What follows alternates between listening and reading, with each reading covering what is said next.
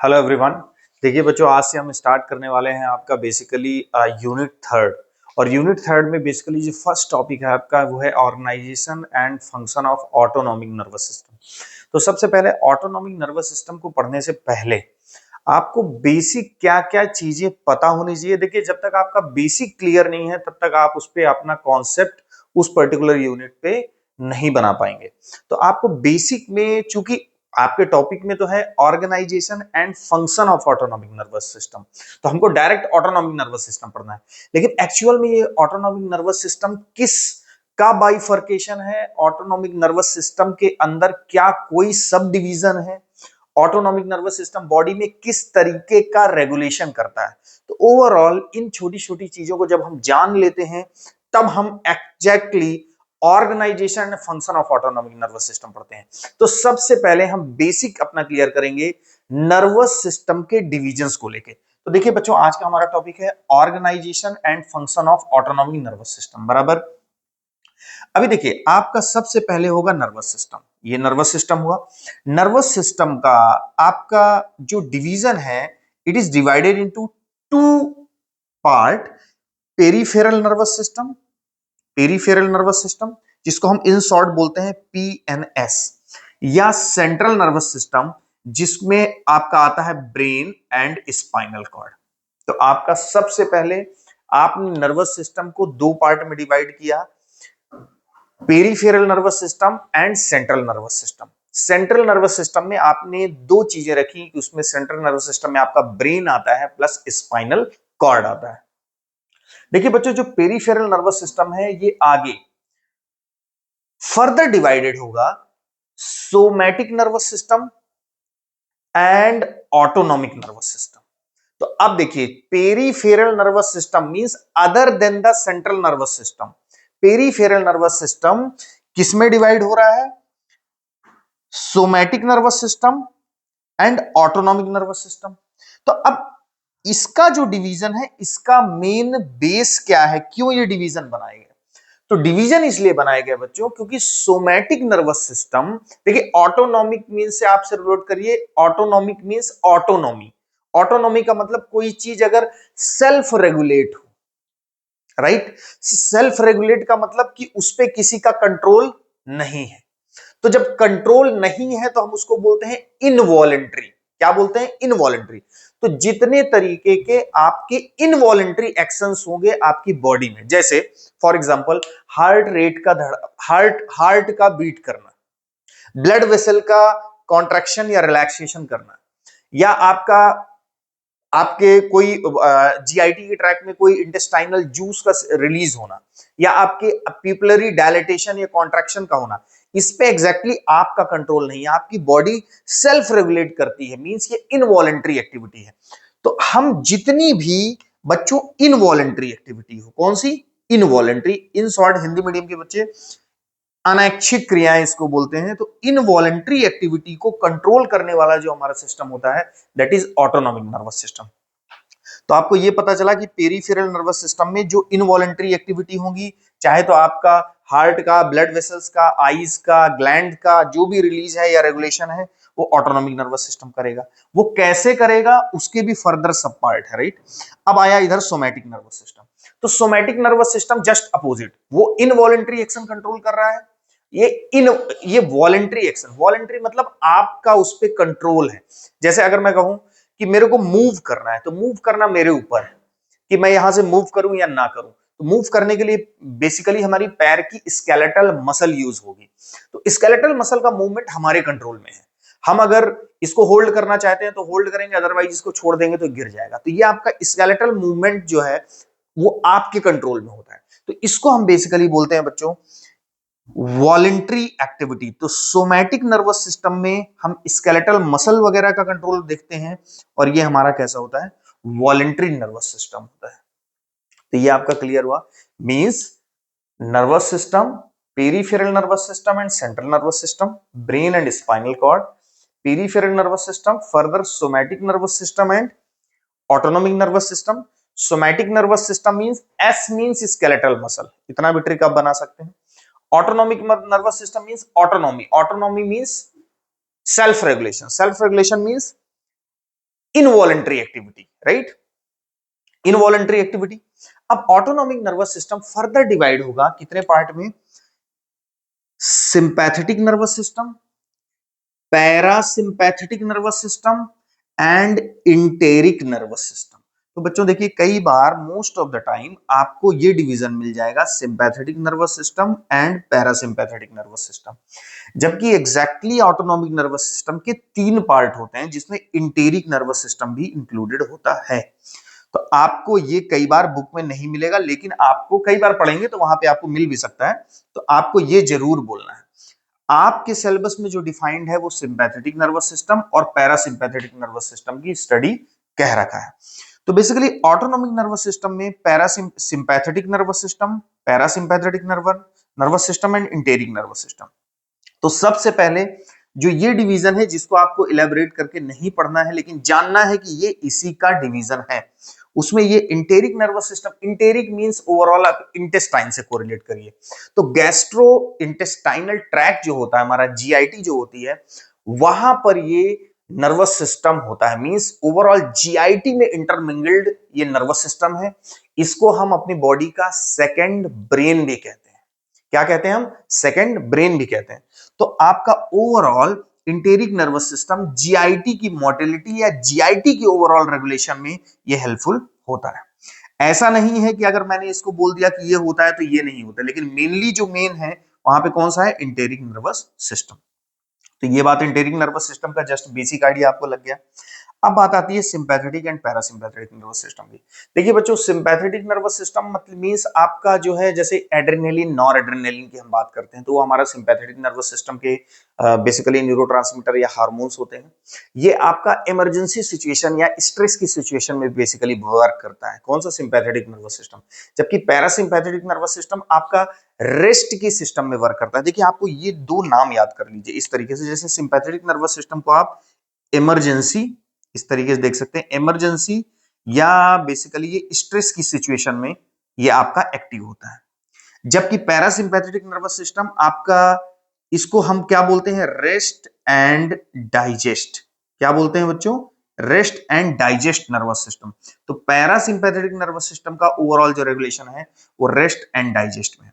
अब देखिए जनरल अगर एक आइडिया लगाएं, वैसे तो हम फंक्शन की जब बात करेंगे तब हम डिटेल वहां पे पढ़ेंगे, लेकिन सिंपैथेटिक नर्वस सिस्टम हर चीज को, जैसे मैं बोलूं हार्ट रेट को इंक्रीज करेगा, तो उसका उल्टा पैरासिम्पैथेटिक करेगा। मींस दोनों nervous system, parasympathetic and sympathetic, body में एक दूसरे को बैलेंस करके रखते हैं। अगर एक अप हुआ तो दूसरा डाउन, अगर दूसरा अप हुआ तो पहला डाउन। तो मतलब ओवरऑल दोनों का अपोजिट फंक्शन होता है। जैसे अगर एक हार्ट रेट को इंक्रीज कर रहा है तो दूसरा हार्ट रेट को डिक्रीज करेगा, एक ब्लड वेसल को कॉन्स्ट्रिक्ट कर रहा है तो दूसरा ब्लड वेसल को डायलेट करेगा, एक पीपल को कॉन्स्ट्रिक्ट करेगा तो एक पीपल को डायलेट करेगा, एक यूरिनरी रिटेंशन को अगर बढ़ाएगा तो एक यूरिनरी रिटेंशन को कम करेगा। तो ओवरऑल जितनी चीज मैंने बोली, आपको जरूरी नहीं कि अभी लर्न हो, आपको बस इससे मतलब है कि sympathetic nervous system and parasympathetic nervous system दोनों एक दूसरे के अपोजिट वर्क करते हैं।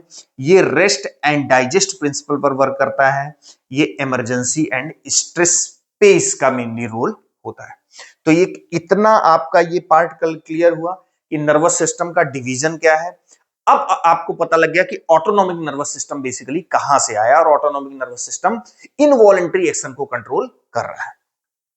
तो अभी देखिए यहां से एक बेसिक चीज आपको और पता होना चाहिए। देखिए हमारी बॉडी की पेरीफेरी से जो सेंस को ले जाने वाले न्यूरॉन हैं, जो बेसिकली सिग्नल जिनके थ्रू जाता है up to the central nervous system, तो अब from the periphery up to the central nervous system जो सिग्नल जा रहे हैं वो आपके बेसिकली क्या है, मींस रिसेप्टर से जो सिग्नल जा रहा है टुवर्ड्स किधर, up to the central nervous system, वो क्या कैसे नर्व होंगी, सेंसरी नर्व। ये देखिए ये बेसिक आपको क्लियर होना चाहिए। मींस सेंसरी न्यूरॉन जो होंगे वो इंफॉर्मेशन को गैदर करके लेके जाएंगे कहां, up to the central nervous system. अच्छा यहीं पे आपका रोल किसका होगा, ये जो सेंसरी नर्व है इसको हम एफरेंट न्यूरॉन भी बोलते हैं। तो ये इसमें आपको कंफ्यूजन नहीं होता। एफरेंट एक होता है एफरेंट और एक होता है इफरेंट, राइट। तो एफरेंट न्यूरॉन क्या हुए, efferent neurons are also called as sensory neuron. They collect the information from the periphery and send signal towards the central nervous system. ये ग्रीन कलर से यहां पे दिखा रखा है, तो ये आपका क्लियर हुआ। इसी का अपोजिट अगर मैं इफरेंट पाथवे बोलूं और मैं बोलूं मोटर न्यूरॉन, तो मोटर न्यूरॉन आपके कहां से आएंगे, from the central nervous system से कहां जा रहे हैं, टूवर्ड्स द पेरीफेरी, और ये बेसिकली क्या कहलाते हैं, इफरेंट न्यूरॉन। क्या कहलाते हैं, इफरेंट न्यूरॉन, या इनको हम बोलते हैं मोटर न्यूरॉन। तो ये बात आपकी क्लियर हो गई। ये मोटर न्यूरॉन बेसिकली आपके किसी भी मसल या किसी ग्लैंड में जाएंगे, तो सपोज करिए यहां पे कोई चीज आपको प्रिक होती है, आप किसी निडल से यहां पे प्रिक करते हैं, तो जब प्रिक करते हैं तो सेंसरी न्यूरॉन यहां से इंफॉर्मेशन लेके गया सेंट्रल नर्वस सिस्टम में। अब जब प्रिक किया तो एक मिली सेकेंड का काम होता है, तुरंत इंफॉर्मेशन सेंट्रल नर्वस सिस्टम से यहां पे मोटर न्यूरॉन में आई, और यहां पे जो बेसिकली मसल्स थी उसने वहां से, आपने क्या किया, आपको सेंट्रल नर्वस सिस्टम ने इंफॉर्मेशन का प्रोसेसिंग की और आपने हाथ को वहां से रिमूव किया। तो ओवरऑल इंफॉर्मेशन को सीएनएस तक लेके जाना सेंसरी न्यूरॉन, और ऊपर से नीचे तक इंफॉर्मेशन को लाना प्लस रिएक्शन देना, ये किसका है, मोटर न्यूरॉन। तो ये बेसिकली आपका ये पार्ट आपका क्लियर हो गया। अब देखिए सबसे इंपॉर्टेंट क्या है, अब हमको पढ़ना है autonomic nervous system. Autonomic nervous system का मैंने बताया कि इंटेरिक नर्वस सिस्टम का डिटेल आपके सिलेबस में नहीं है। अब हम सेंट्रल सिंपैथेटिक नर्वस सिस्टम और पैरासिम्पैथेटिक नर्वस सिस्टम को हाईलाइट करते हैं। तो देखिए बच्चों, सिंपैथेटिक नर्वस सिस्टम या पैरासिम्पैथेटिक नर्वस सिस्टम की जो ऑरिजिन होती है वो बेसिकली आपका सेंट्रल नर्वस सिस्टम से होती है, स्पाइनल कॉर्ड से होती है, सेंट्रल नर्वस सिस्टम की स्पाइनल कॉर्ड से होती है। तो बेसिकली आप इमेजिन करिए कि ये जो है, ये आपका ब्लू कलर से जो लाइन है, दिस इज स्पाइनल कॉर्ड। क्या इमेजिन करेंगे इसको आप, स्पाइनल कॉर्ड, राइट। ये पूरा स्पाइनल कॉर्ड है, ये सर्कल। अब जबकि ये सपोज करिए ये स्पाइनल कॉर्ड है, तो अब स्पाइनल कॉर्ड से आपने देखा कि इस, अगर हम नॉर्मल देखें, जैसे सपोज करिए आप ये स्पाइनल कॉर्ड बना दीजिए, स्पाइनल कॉर्ड का सबसे ऊपर क्या होता है, सर्वाइकल, नीचे क्या होता है, थोरैसिक, उसके नीचे क्या होता है, लंबर, उसके नीचे क्या होता है, सैक्रल, और सबसे लास्ट में तो क्या होता है, कॉकिजियल। ये इसके सेगमेंट होते हैं, cervical, thoracic, lumbar, sacral and coccygeal. तो ये मैं इसके आपके बेसिक इंफॉर्मेशन को ऑटोनॉमिक नर्वस सिस्टम के लिए स्ट्रॉन्ग करने के लिए मैं ये डेप्थ में ये चीजें बता रहा हूं। अभी आपको किस तरह याद रखना है, देखिए पैरासिम्पैथेटिक नर्वस सिस्टम और सिंपैथेटिक नर्वस सिस्टम की ऑरिजिन अगर आप बात करें, तो सिंपैथेटिक नर्वस सिस्टम में बच्चों हम किसकी बात करेंगे, देखिए ट्रिक है, सिंपैथेटिक नर्वस सिस्टम में हम बात करेंगे सिंपैथी की। सिंपैथी आपको किसी किसी के लिए सिंपैथी कहां से आती है, आपके हार्ट से आती है।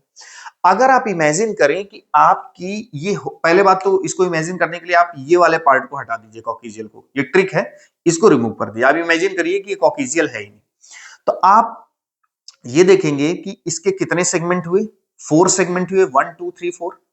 अब 4 सेगमेंट को आप इमेजिन करिए कि ये पूरा आपकी बॉडी है, ये पूरी आपकी बॉडी है। अब हम बात करते हैं sympathetic nervous system. Sympathetic nervous system में हम सिंपैथी की बात करते हैं। सिंपैथी हमेशा कहां से है, आती है, हार्ट से आती है। हार्ट आपके बॉडी में कहां पे होता है, तो आप इमेजिन करिए हार्ट आपके बॉडी में मिड पार्ट में होता है। तो अगर ये पूरी बॉडी है तो इसका, अगर ये पूरी बॉडी है तो इसका मिड पार्ट क्या हुआ, ये दो इसके मिड पार्ट हुए। तो ट्रिक यही है कि सिंपैथेटिक नर्वस सिस्टम की जो ओरिजिन होती है वो होती है थोरैकोलुम्बर। क्या होती है, थोरैकोलुम्बर। जबकि पैरासिम्पैथेटिक नर्वस सिस्टम की जो ओरिजिन होती है दैट इज क्रैनियोसैक्रल। क्या होती है, क्रैनियोसैक्रल। तो इसीलिए हमने सिंपैथेटिक नर्वस सिस्टम, देखिए ये न्यूरॉन जो डिनोट कर रहा है ये है पैरासिम्पैथेटिक और ये है सिंपैथेटिक। तो यहां पे देखिए एक न्यूरॉन दिखा रखा है। अब इस डिफरेंस को और हाईलाइट हम करेंगे बेसिकली कहां पे, जब हम एग्जैक्टली टेबुलेटेड फॉर्म में इसका, चूंकि चूंकि आपका बेसिक भी स्टार्ट हो रहा है, तो मैं दो पार्ट में इसको कवर करूंगा ताकि किसी बच्चे के लिए कॉन्सेप्ट कहीं पे वीक ना रह जाए। मैं बार बार कह रहा हूं कि आप अगर का बेसिक आप कॉन्सेप्ट आपके क्लियर हैं तो आपको चैप्टर पढ़ने में मजा नहीं आएगा, राइट। तो अभी क्या है कि जैसे ये पैरासिम्पैथेटिक नर्वस सिस्टम है, पैरासिम्पैथेटिक नर्वस सिस्टम का ये न्यूरॉन आपके कहां से निकला, स्पाइनल कॉर्ड से। स्पाइनल कॉर्ड से बेसिकली निकला, और ये देखिए फर्स्ट न्यूरॉन ये निकला, इस तरीके से निकला, ये गया यहाँ टर्मिनेट हुआ। ये कौन सा न्यूरॉन है, चूंकि यहाँ एसिटाइल कोलिन लिखा है तो ये क्या रिलीज करेगा, acetyl choline. Right, means cholinergic neuron है। जो न्यूरॉन एसिटाइल कोलिन रिलीज करेंगे उनको हम कोलिनर्जिक न्यूरॉन बोलेंगे। ये आपका क्लियर हो गया। अब बच्चों आप यहां पे देखिए कि जैसे आपका ये एसिटाइल कोलिन है, first neuron of parasympathetic nervous system originated from the craniosacral part of the spinal cord and this neuron ये ओरिजिनेट होके ये गया, ये टर्मिनेट हुआ, और ये जो ग्रीन कलर से दिखा रखा है this is ganglia, this is ganglia. तो गैंग्लिया क्या होता है बच्चों, एक छोटा सा कॉन्सेप्ट ये है कि गैंग्लिया बेसिकली क्या होता है, कलेक्शन ऑफ सेल बॉडी। जब हम न्यूरॉन का स्ट्रक्चर देखते हैं, किसी न्यूरॉन का स्ट्रक्चर, तो उसके न्यूरॉन के स्ट्रक्चर में ऊपर की तरफ आपने देखा होगा कि सेल बॉडी होती है। तो सेल बॉडी जब कलेक्शन ऑफ बहुत सारी सेल बॉडी एक साथ हो in the peripheral nervous system, जब सेंट्रल नर्वस सिस्टम में कलेक्शन ऑफ सेल बॉडी हो तब हम उसको बोलते हैं न्यूक्लियाई, लेकिन जब पेरीफेरी में कलेक्शन ऑफ सेल बॉडी हो तो उसको हम बोलते हैं गैंग्लिया। और ये जो एन से दिखाया गया ये सर्कल से ग्रीन कलर से, ये क्या है आपका, बेसिकली ये सब गैंग्लिया, राइट। तो सबसे पहले आपने क्या देखा कि पैरासिम्पैथेटिक नर्वस सिस्टम का जो प्राइमरी न्यूरॉन होगा, फर्स्ट न्यूरॉन होगा, प्री गैंग्लियोनिक न्यूरॉन होगा। इस गैंग्लिया से पहले प्री गैंग्लियोनिक न्यूरॉन होगा। ये कैसा न्यूरॉन है, कोलिनर्जिक। सिंपैथेटिक में भी जो प्री गैंग्लियोनिक न्यूरॉन है वो सब के सब क्या है, कोलिनर्जिक। तो आपको एक फैक्ट ये समझ में आया कि वेदर इट इज पैरासिम्पैथेटिक और sympathetic nervous system, all the preganglionic fibers will release acetylcholine, or you can say all the fibers will be of cholinergic in nature। तो ये सारे के सारे कैसे न्यूरॉन है, कोलिनर्जिक। तो डिफरेंस कहां पे आ रहा है, डिफरेंस इस बात का आ रहा है कि पैरासिम्पैथेटिक में जो पोस्ट गैंग्लियोनिक न्यूरॉन है वो आपका क्या है, अगेन कोलिनर्जिक। वो आपका क्या है, अगेन कोलिनर्जिक। जबकि सिंपैथेटिक नर्वस सिस्टम में ये फिक्स्ड नहीं है, ये फिक्स्ड नहीं है। कैसे, most of the time sympathetic nervous system में वो नॉर एड्रेनर्जिक भी हो सकता है, एड्रेनर्जिक मतलब मोस्ट ऑफ द टाइम क्या होगा, नॉर एड्रेनर्जिक। अब ये अल्फा बीटा उसके रिसेप्टर होते हैं, जब ये चैप्टर को डिटेल से पढ़ेंगे सिंपैथेटिक नर्वस सिस्टम तो वहां पे पढ़ेंगे, लेकिन जस्ट आपको लर्न क्या करना है कि most of the time sympathetic nervous system में जो पोस्ट गैंग्लियोनिक न्यूरॉन होगा दैट इज एड्रेनर्जिक या नॉर एड्रेनर्जिक। जबकि कभी कभी सिंपैथेटिक में और क्या होता है, ये कोलिनर्जिक भी हो सकता है, मींस ये कोलिनर्जिक भी हो सकता है, लेकिन ये जो केस होगा ये आपका कैसा होगा, माइनर, बहुत कम होंगे। कहां होंगे वो भी बताऊंगा मैं। और ये बेसिकली क्या होगा, मेजर होगा।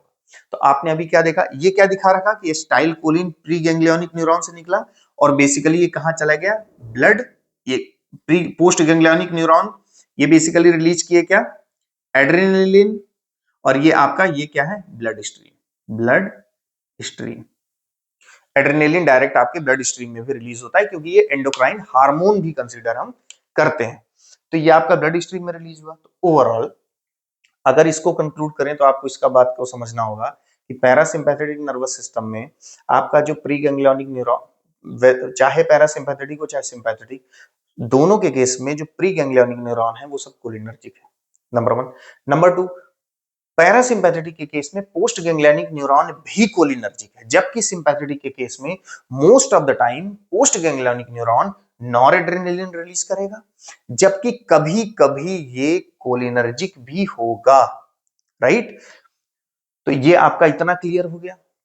बच्चों आप अगर क्या ये डिफरेंस देख पा रहे हैं कि यहां पर मैंने पैरासिम्पैथेटिक में जो प्री गैंग्लियोनिक न्यूरॉन है इसकी लेंथ को ज्यादा करके रखा है, जबकि यहां पे लेंथ इसकी कम है। ये देखिए सिंपैथेटिक में जो प्री गैंग्लियोनिक लेंथ है नर्व फाइबर की वो क्या है, लेस है, जबकि यहां पे ज्यादा है। तो ये भी डिफरेंस हम बाद में बेसिकली पढ़ेंगे, लेकिन आपको इतना समझना है कि यहां पर पैरासिम्पैथेटिक में जो गैंग्लिया है, देखिए अब जैसे ये न्यूरॉन स्पाइनल कॉर्ड से निकला, गैंग्लिया है, फिर ये न्यूरॉन कहां टर्मिनेट होगा, ऑर्गन्स में। वो ऑर्गन्स क्या हो सकते हैं, वो आपका हार्ट हो सकता है, ब्लड वेसल हो सकता है, आईज हो सकता है, ग्लैंड्स हो सकता है, जीआईटी हो सकता है। तो आपका, मेरा कहने का मतलब है कि जो ये पोस्ट गैंग्लियोनिक न्यूरॉन है इसका जो टर्मिनेशन है वो इस ऑर्गन, इन ऑर्गन्स के ऊपर हो सकता है। तभी तो जब ये एसिटाइल कोलिन रिलीज करेगा, उसके बाद ये एसिटाइल कोलिन रिलीज करेगा, तो एसिटाइल कोलिन किस हार्ट की मसल पर जाएगा, यहां पर हार्ट की मसल पर, तो वहां पे वो अपना इफेक्ट देगा जो भी देना है। तो ओवरऑल आपका अभी तक हमने क्या देखा कि प्री गैंग्लियोनिक न्यूरॉन किसमें लॉन्ग, किसमें है, पैरासिम्पैथेटिक में, जबकि पोस्ट गैंग्लियोनिक न्यूरॉन लॉन्ग किसमें है, सिंपैथेटिक में। तो ये आपको बेसिक डिफरेंस यहां से पता चल गए बच्चों। हर ऑर्गन में most of the time her organs में सिंपैथेटिक नर्व भी सप्लाइड होते हैं और पैरासिम्पैथेटिक नर्व भी सप्लाई होते हैं, लेकिन कुछ स्पेसिफिक ऑर्गन है जहां पे कोई एक नर्वस सिस्टम, चाहे वो सिंपैथेटिक हो पैरासिम्पैथेटिक, वो डोमिनेट करता है। तो ये चीज आपको पता होना चाहिए। ये आपका कई बार कॉन्सेप्ट, कई बार क्लासेस होंगे अदरवाइज कॉन्सेप्ट में, तो आपको इसको लर्न करना है कि हमारा ब्लड वेसल हो या स्वेट ग्लैंड हो या हेयर फॉलिकल हो या स्प्लीन हो, ये हैं तो क्या, सिंपैथेटिक नर्वस सिस्टम के। क्या है ये, सिंपैथेटिक नर्वस सिस्टम के। इसमें केवल कौन सा नर्व सप्लाई है, सिंपैथेटिक नर्व सप्लाई है, राइट। अब सिंपैथेटिक नर्व सप्लाई है, लेकिन चूंकि सिंपैथेटिक में क्या होता है, कुछ जगह एक्सेप्शन कोलिनर्जिक, तो ये यहां पे क्या रिलीज होगा, एसिटाइल कोलिन, राइट। जबकि सिलियरी मसल है, ब्रोंकियल स्मूथ मसल है, गैस्ट्रिक ग्लैंड है, पैंक्रियाटिक ग्लैंड है, तो इतनी जगह केवल कौन से नर्व सप्लाई होंगी, पैरासिम्पैथेटिक। अब जब पैरासिम्पैथेटिक है तो इसमें तो कोई चांस ही नहीं, क्योंकि पैरासिम्पैथेटिक में केवल और केवल एसिटाइल कोलिन है। मींस सबसे मेन चीज ध्यान रखने वाली ये है कि कुछ सिंपैथेटिक नर्व यहां पे सप्लाई है, लेकिन वो रिलीज वहां पे क्या होने वाला है, एसिटाइल कोलिन, क्योंकि इसको हम एज ए एक्सेप्शन ये सब पढ़ते हैं। तो ये कॉन्सेप्ट आपको यहां पे मिस नहीं होना चाहिए। नेक्स्ट हम बात करेंगे इसी के आधार पर। देखिए आपने लेंथ को लेके समझ गया, लेंथ को लेके आप समझ गए, और भी कई चीजें यहां पे समझे। तो अब जब मैं टेबुलेटेड फॉर्म में आपको डिफरेंस बताऊंगा तो आपको वहां पे वो अच्छे से कोरिलेट आप कर पाएंगे। तो अभी आज के लिए इतना ही बेसिकली। अब हम नेक्स्ट सेशन में बात करेंगे कि आपको एग्जामिनेशन में organisation and function of autonomic nervous system में बेसिक क्या लिखना है। So this is all about, thank you.